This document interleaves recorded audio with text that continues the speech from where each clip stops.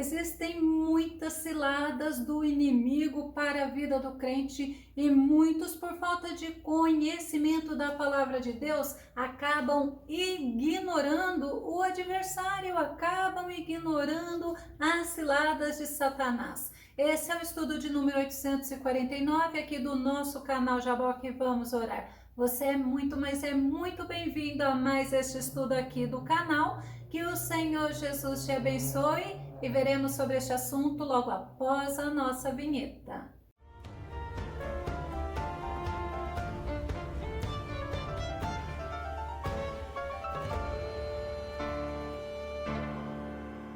Por ignorarem as manobras do diabo, muitos acabam se afastando da presença de Deus. Vamos ao nosso tema. As astutas ciladas do inimigo. O nosso texto base está em 2 Coríntios, capítulo 2, o verso 11, que diz: porque não ignoramos os seus ardis. Ardis é estratégia, artifício, armações, são truques, manobras, são ciladas, espertezas, artimanhas. Tudo isso é o significado da palavra ardis. E o apóstolo Paulo, ele nos adverte que não devemos ignorar o nosso adversário, assim como ele não ignorava, ele não subestimava. E vamos nos lembrar quem é o nosso adversário? Efésios capítulo 6, verso 12, que diz: porquanto nossa luta não é contra seres humanos, e sim contra principados e potestades, contra os dominadores deste sistema mundial em trevas, contra as forças espirituais do mal nas regiões celestiais. Os dominadores deste sistema mundial em trevas servem o diabo, estão a serviço de Satanás, e tem pessoas que se iludem, esperam que o maligno, que esses dominadores façam justiça. Eles se esquecem quem é o adversário. E o nosso adversário, Satanás, tem estratégias, tem artimanhas, ele tem truques, ele tem ciladas que levam o crente a pecar, a desagradar ao Senhor. Vamos ver neste estudo 7 estratégias usadas por Satanás e olha, principalmente atingindo a mente do homem, porque na área da mente, o pensamento do homem acaba diminuindo a periculosidade e a crueldade que o adversário trabalha, acaba diminuindo o perigo de quem é o adversário. A primeira coisa que sempre vem à nossa mente quando nós falamos sobre o nosso adversário é que ele é enganador. Apocalipse, no capítulo 12, verso 9, diz: assim, o grande dragão foi excluído para sempre. Ele é a antiga serpente chamada Diabo ou Satanás, que tem a capacidade de enganar o mundo inteiro. Ele e os anjos dele foram lançados à terra. Mas observa o seguinte, o que está escrito na palavra de Deus. Ele tem a capacidade de enganar. Enganar é de iludir, é de trair, é de induzir a pessoa ao erro. E Paulo, ele mostra que ele tinha receio das pessoas, dos crentes, dos irmãos lá de Corinto se afastar da sinceridade que eles serviam a Deus, da sinceridade deles para com Deus. Segundo Coríntios, no capítulo 11, verso 3, diz assim: entretanto, receio que assim como a serpente enganou Eva com sua astúcia, também a vossa mente seja de alguma forma seduzida e se afaste da sincera e pura devoção a Cristo. Paulo tinha motivo para estar alertando os irmãos de Corinto. Imagina que o nosso adversário é o mesmo e assim como ele enganou Eva, que vivia lá no jardim do Éden, ele ainda usa a mesma estratégia para seduzir as pessoas pessoas. E é muito importante estarmos sempre atentos a isso. Paulo, ele explica a possibilidade do engano do nosso adversário, porque ele se disfarça de anjo de luz. Os servos dele também podem se disfarçar, sabe do quê? De servos da justiça. Segundo Coríntios, no capítulo 11, o verso 14, o verso 15 diz: e essa atitude não é de admirar, pois o próprio Satanás se disfarça de anjo de luz. Portanto, não é surpresa alguma que seus serviçais finjam que são servos da justiça. O fim dessas pessoas será de acordo com o que as suas ações merecem. Quantas pessoas agem fazendo justiça própria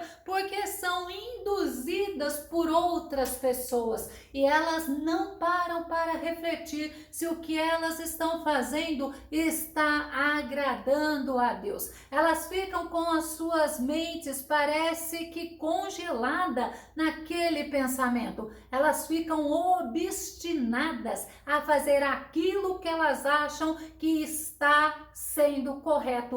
E os anjos decaídos, o que ele faz? Ele se disfarça de servos da justiça e engana muitos, porque é a função de Satanás, não é para nós estranharmos, não. Outra coisa que Satanás ele é mentiroso. Vamos ver? Porque a Bíblia fala que ele é o pai da mentira. João capítulo 8, verso 44 diz: vós pertenceis ao vosso pai, o diabo, e quereis realizar os desejos de vosso pai. Ele foi assassino desde o princípio e jamais se apoiou na verdade, porque não existe verdade alguma nele. Quando ele profere uma mentira, fala do que lhe é próprio, pois é um mentiroso e pai da mentira. Você pode confrontar através da Bíblia Sagrada, que é a palavra de Deus, se o que está sendo dito, se o que está chegando aos teus ouvidos, se é verdadeiro ou não. Nunca pode se esquecer que Satanás é o pai da mentira. Ele enganou no passado, ele engana nos dias atuais e ele enganará muito sempre, porque essa é uma das funções dele. Mas muitas vezes também Deus permite o engano pelos profetas, os falsos profetas, como no caso do rei Acabe, aonde Deus tinha o propósito de puni-lo. Vamos nos lembrar, segundo Crônicas capítulo 18, verso 21, e o Espírito respondeu: irei e serei um espírito mentiroso na boca de todos os profetas do rei. Então declarou-lhe o Senhor: vá e realiza teu intento, tu de fato o enganarás e prevalecerás contra ele. O rei Acabe tinha 400 profetas. Todos eles estavam falando para Acabe, juntamente com o rei Josafá, para eles irem pelejar contra Ramote de Gileade, porque eles venceriam. Quando veio à presença do rei Acabe o profeta Micaías, que realmente era um profeta de Deus, e Micaías, ao falar o contrário, ao falar que Acabe não deveria subir contra Ramote Gileade, o rei Acabe o desprezou, o rei Acabe mandou prender a ele. Sabe por quê? Porque Acabe só queria se alimentar daquilo que ele queria ouvir. Se fosse falar ao contrário do que ele queria ouvir, ele não acreditava. E nos dias de hoje é diferente? Não, não é diferente. Nós temos que estar atentos. Nós estamos numa batalha. Sabe o que aconteceu com Acabe naquela guerra?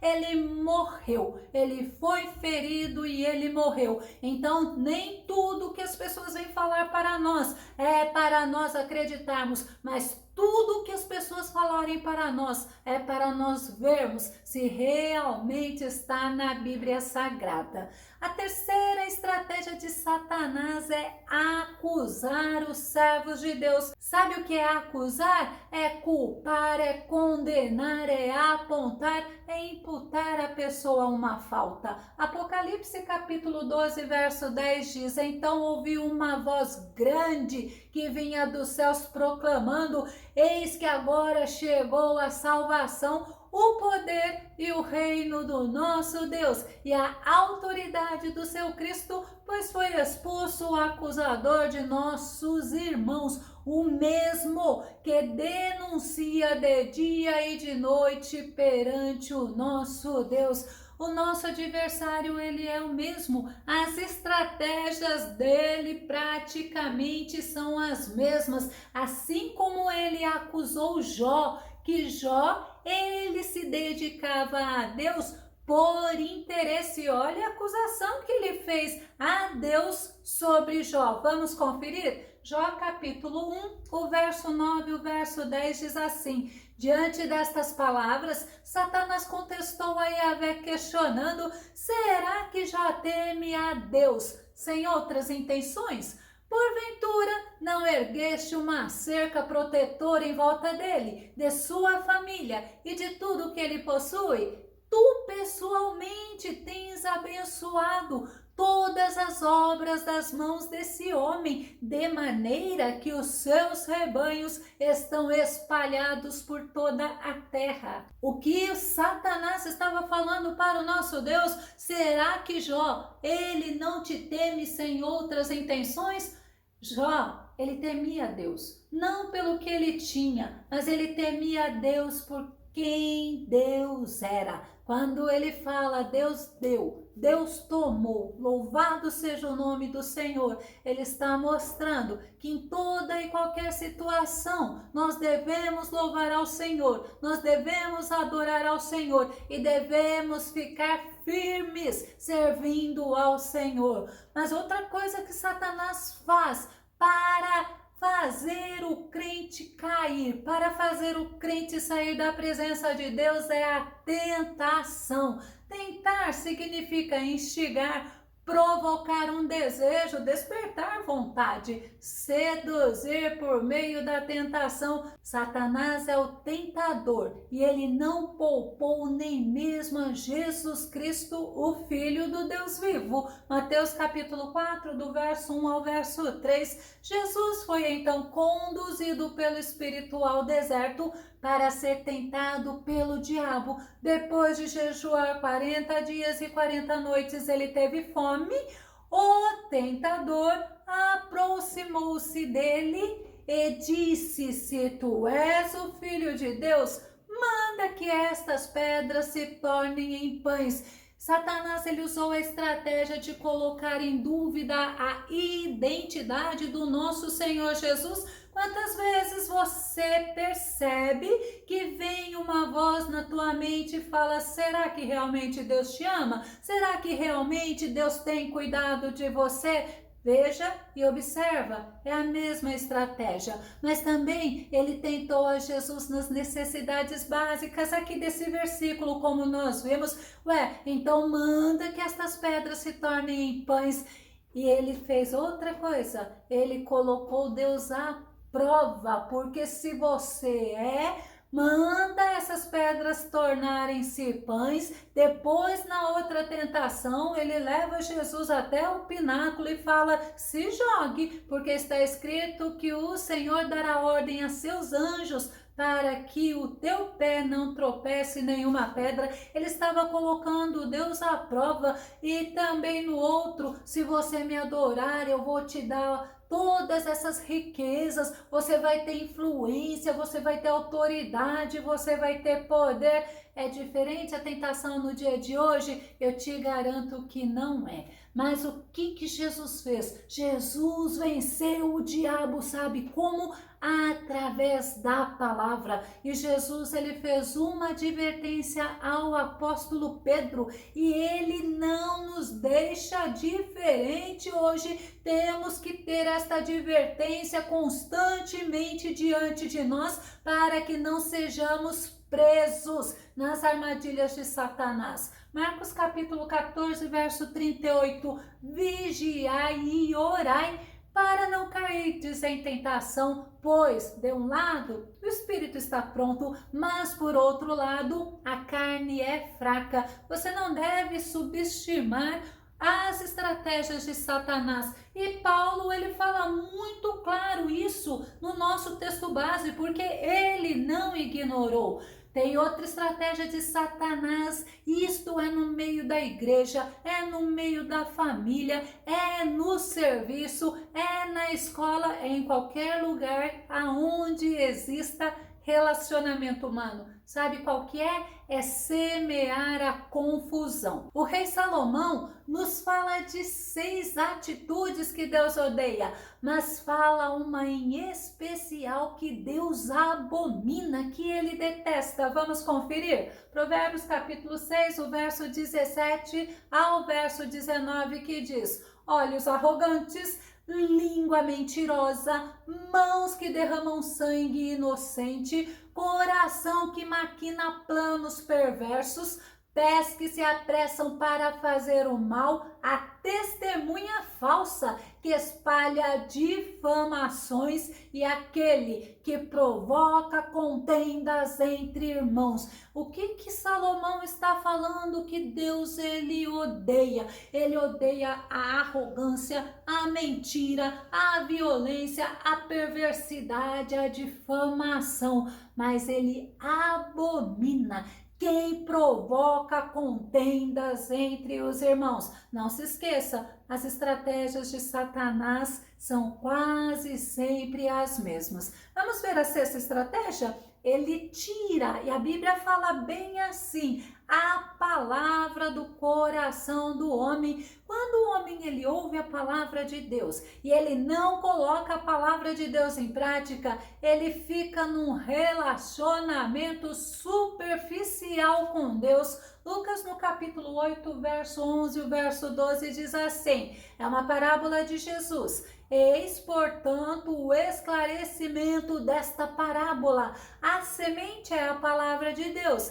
As que caíram à beira do caminho representam todos os que ouvem, mas então chega o diabo e tira a palavra do coração deles, para que não venham a crer e não sejam salvos. A fé, ela vem pelo ouvir e o ouvir a palavra de Deus. Mas não adianta você ouvir somente, você tem que ouvir atentamente e tem que colocar em prática. A Bíblia é bem clara. Se a fé, ela vem por ouvir a palavra de Deus, e a Bíblia nos mostra que sem fé é impossível o homem agradar a Deus, então muitas pessoas, elas ouvem a pregação do Evangelho e elas não se aprofundam em conhecer ao Senhor, elas não ouvem atentamente, elas não buscam conhecer mais e mais do Senhor, elas não crescem espiritualmente e qualquer coisa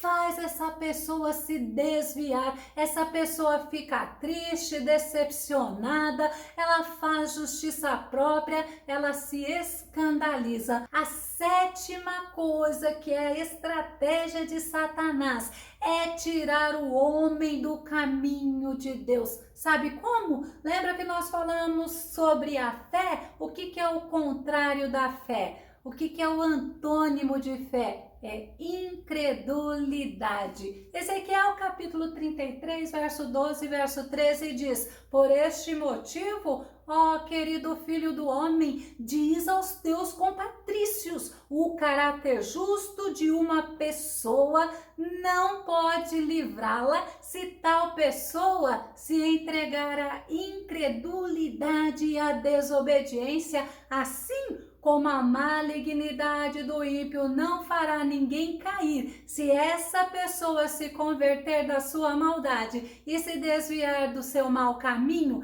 e se o justo se entregar ao pecado, não poderá continuar vivendo justamente. Vamos entender que muitos crentes se esquecem que nós estamos vivendo num mundo que jaz no maligno e eles deixam o Senhor por não terem as suas necessidades supridas, por ficarem decepcionados, porque Deus, Ele não supriu aquela necessidade momentânea, mas eles se esquecem que eles pedem ao Senhor e eles não recebem, porque eles pedem para usufruir a seu bel prazer. E o que essas pessoas fazem? Elas se entregam à incredulidade. Para não cairmos nessa armadilha de Satanás, é importante nos lembrarmos sempre do aviso de Paulo. Vamos relembrar o nosso texto base. Nós não devemos ignorar as astutas ciladas do diabo. Assim como Paulo fazia,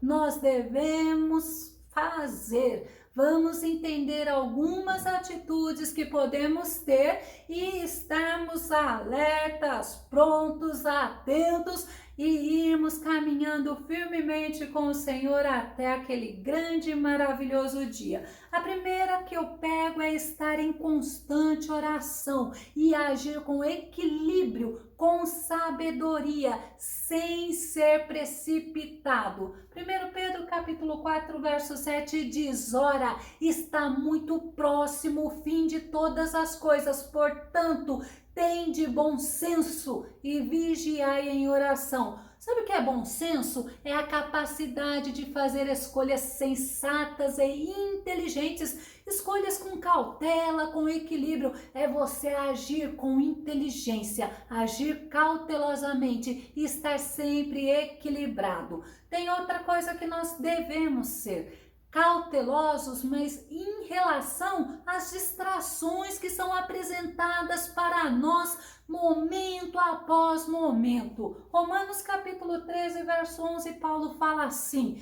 fazei desta maneira, discernindo o tempo em que vivemos, pois que já é hora de despertardes do sono, porque agora a nossa salvação está mais próxima do que quando cremos. Lembre-se, Jesus está voltando e pode ser a qualquer momento. Você precisa ser cauteloso, você precisa estar atento às coisas que tiram a tua atenção da leitura da Bíblia, da meditação da palavra, de estar um tempo orando com o Senhor e estar tirando você de fazer um culto de adoração verdadeira a Deus. A terceira estratégia que nós podemos usar é de estar sempre, mas olha só, é sempre em estado de alerta. 1 Tessalonicenses capítulo 5, verso 6 diz: assim, pois, não durmamos como os demais, mas estejamos alertas